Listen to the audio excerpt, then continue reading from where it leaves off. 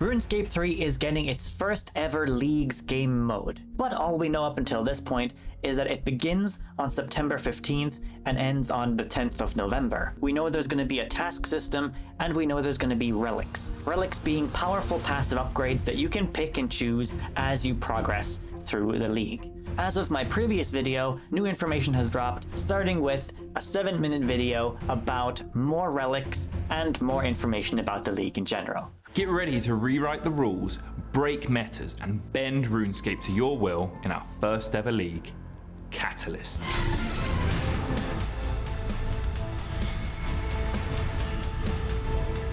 A RuneScape League is a limited time game mode with no paid progression.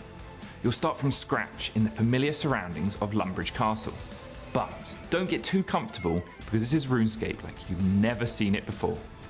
With insane XP rates, game-changing relics, and a unique list of tasks for you to conquer, the journey through Gielinor will be dialed all the way up. Before you know it, you'll be taking on the toughest bosses, flying through levels, and unlocking epic new powers as you tear through your task Nope, list. that's a lot. Hold on. That's a lot of tasks there. We gotta check this out for a second. I also noticed that it says plus 10 here. Is that your total amount of points in that case? Like, why is there, what's the second number? Playback speed, 0.25. I believe this is the first frame. All right, so here we've got the League's task list. We've got relics and we've got ranks. They've got a filter system. It looks similar to old school's one. Easy, 10 points per task completed. So that shield icon from the cut the tree task was, I guess, the tier of task. Enter through the western gate of Port Phasmatis, complete the base camp tutorial in Anachronia, observe all the large dragonkin statues around Anachronia, set sail for Anachronia. They really love Anachronia. I guess there's like a little region icons here as well. I don't necessarily think that this is going to be like the Trailblazer League in old school, where you have certain regions you can pick between and you're locked out of the rest of them. But it definitely does seem like they've organized tasks into regions, and so you can probably filter through your tasks by locality here, as you can see.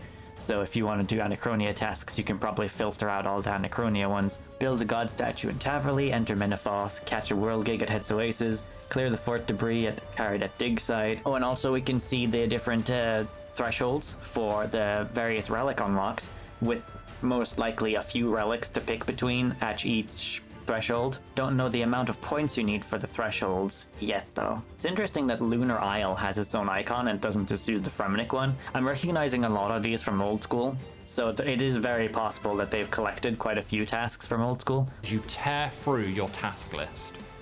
So, what are tasks in a league? Tasks are a collection of challenges you can complete during a league season. You'll start with the small stuff, like bravely slaying a goblin, reaching a total level of 500. Okay, yeah, that has to be the total amount of points you have being shown on the pop-up. The different difficulties of tasks also get different colors of shield icon, it seems like.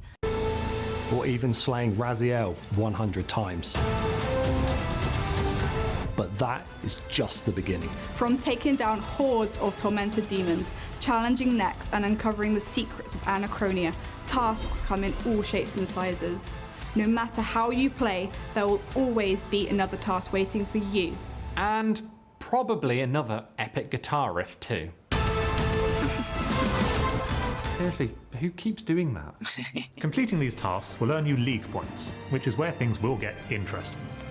You'll use League points to unlock relics, which are powerful upgrades that shape your journey and completely change the way you play. But you'll need to select your relics wisely, as you can only choose one relic per tier, so make sure to pick the one that best suits your playstyle. The first decision you have to make is between 3 equally useful Tier 1 skilling relics. And in all honesty, you're going to want to go with Excavator.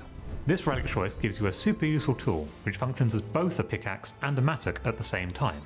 So you can chip away at those ores and then do a bit of archaeology, all with the same tool. But that's not all it can do. This pickaxe allows you to automatically smelt ores into bars, cut gems, and send resources directly to your bank as you mine. You'll obtain more chronotes and use half as many materials to restore artifacts. Time sprites will never move, and you'll get increased damage when interacting with opportunities. Oh, and every so often your geodes will contain archaeology materials too. Definitely pick that one. Honestly, it sounds really good. Personally, I think you've got to choose Divine Woodcutter. This relic gives you a top tier hatchet that you can actually burn logs as you chop. You can toggle this on and off as you wish, and any bird's nest that you encounter will be sent directly to the bank. This hatchet also helps with divination by automatically depositing memories into the rift, automatically capturing chronicles, and increasing the duration of energy springs. You will also get double divine energy from springs and converting memories. That would be good because you need divine energy for recharging your invention armor. So, you know, that's good. That's a great choice too, but you shouldn't sleep on the third and final choice for Tier 1 relics, Animal Wrangler. Oh, the good boy. He's hungry. Gives you an all-in-one fishing and hunter harpoon, where fishing no longer requires bait, and you'll have an extra 50% chance to catch any given fish. Alongside that, you'll be able to toggle on auto cooking if you fancy a nice bit of food on the go. Let's be real though, nobody uses food in RuneScape 3, so that's not really that useful. Finally, with this relic, you'll also get double hunter loot, and your traps will never fail. Arguably, I would say the fishing one is the worst one, but it's up to you guys, of course, whatever you prefer. In all honesty, choosing a relic is all about what works for you. There's no wrong picks or perfect paths. That's not true. There's always a wrong pick. Don't try to tell me otherwise. There's no wrong picks or perfect paths. Simply choose the relic that best suits your playstyle. And when you activate a new relic tier, regardless of what you pick, you will also unlock some powerful tier-specific passives, such as farming crops will grow 5 times faster, and you'll have unlimited run energy, just to name a few. Run energy isn't that much of a problem in RuneScape 3 either, so it's not that big of a deal, but I mean, it's a nice to have, I guess. Plus, every relic tier passive will also include a hefty XP boost to keep your progress rolling. Right. As you climb through the tiers and take on tougher tasks, you'll unlock even more powerful relics, each one offering new options to help shape your build. And by the time you hit Tier 7, your setup will be completely unique, shaped by your playstyle and a path that you've carved out for the league.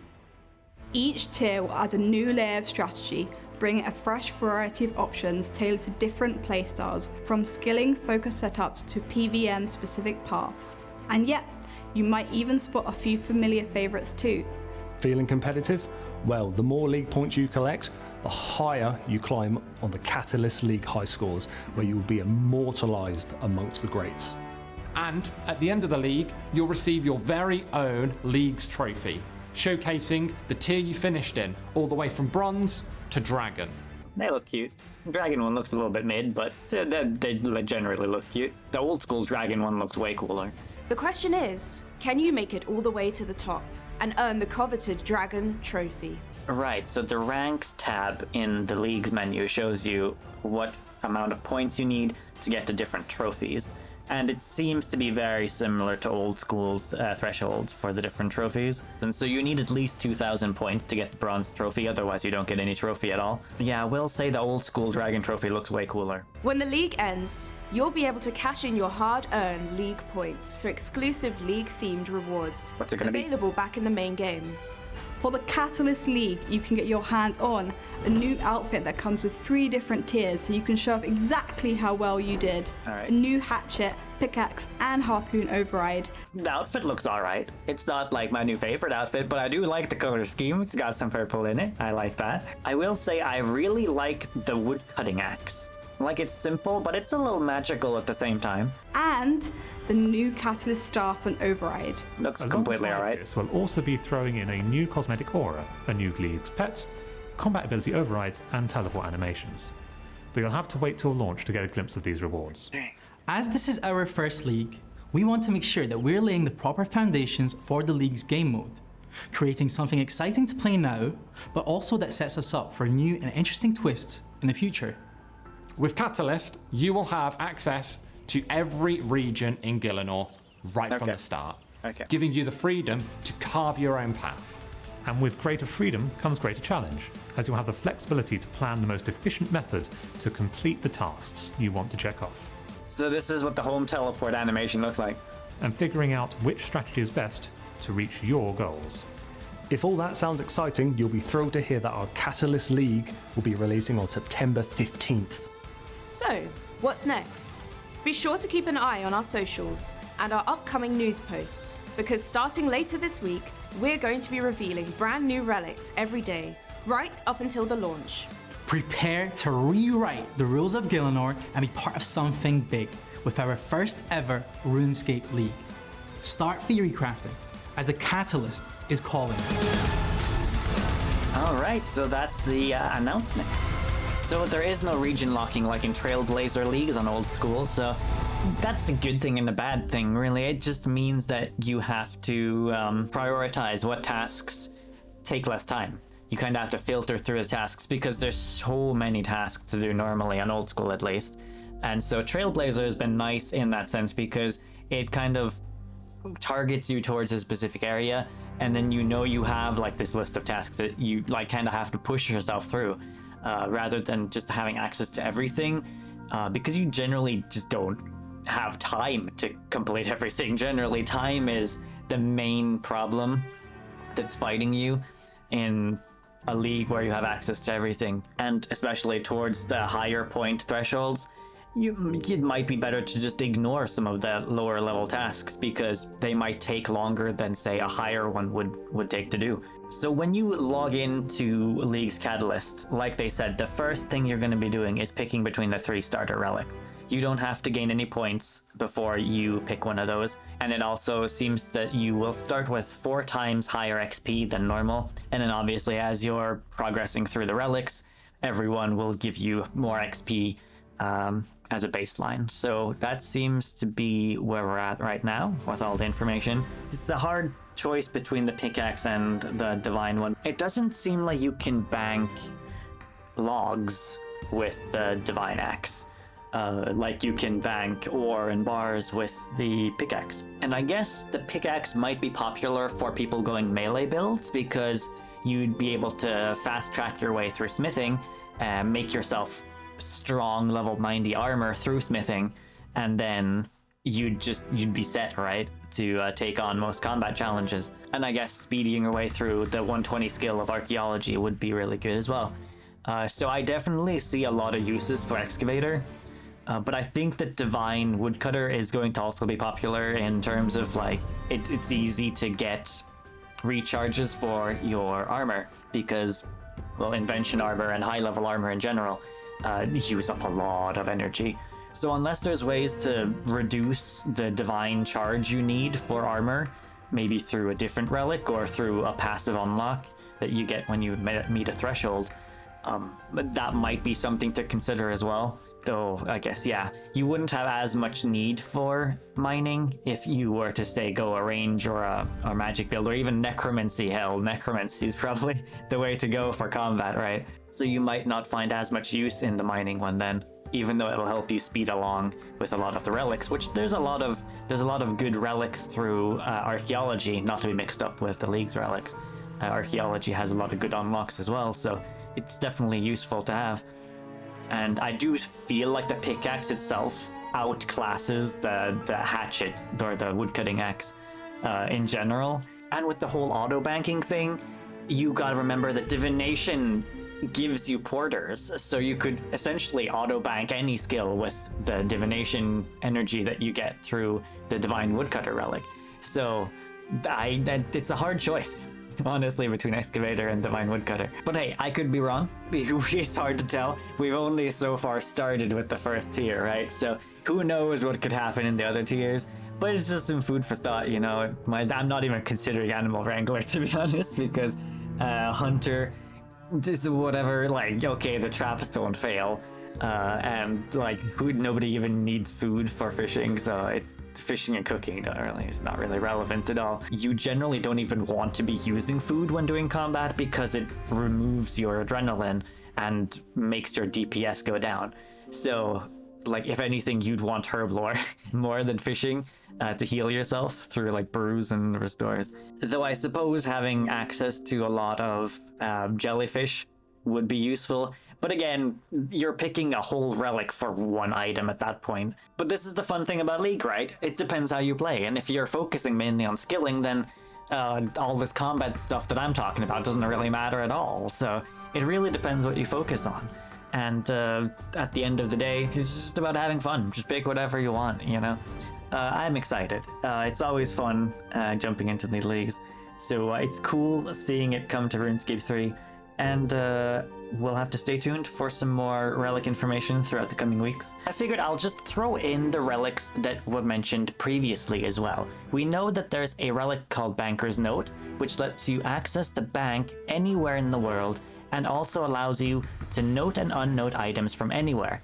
Basically meaning any item is now stackable in your inventory. There's also Farming Frenzy, which automatically uses Ultra Compost on your farming patches, has a chance to give extra yield and save planted seeds. All produce you get from farming is now noted in stacks in your inventory. Seeds you would normally plant and then have to wait will now grow instantly as soon as you plant them. And in RuneScape 3, planting herbs works a little different than old school, but essentially you can use more than one herb seed to get more herbs from your patch. But with this relic, you will get the maximum amount of herbs for a single seed.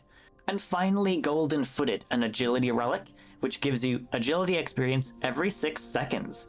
You cannot fail agility obstacles with this one, and also you gain coins every time you complete an agility course lap.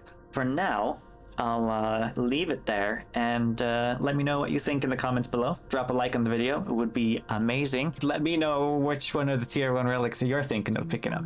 Alright, I'll catch you later. Rainy out.